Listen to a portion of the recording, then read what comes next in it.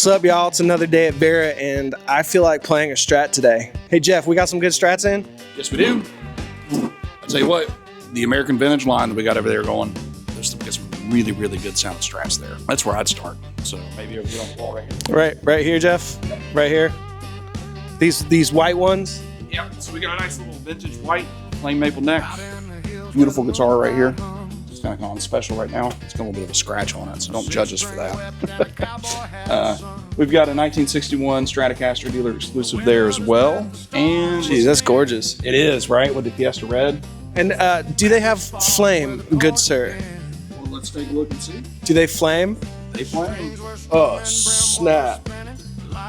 That's some hardcore flame, Jeff. Yeah, and favorite part about this, satin finish. Yeah. So you can play quick, play fast, but still make it sound like a 1961 Stratocaster. Oh, dude, you had me at 1961 Stratocaster. I can't even speak.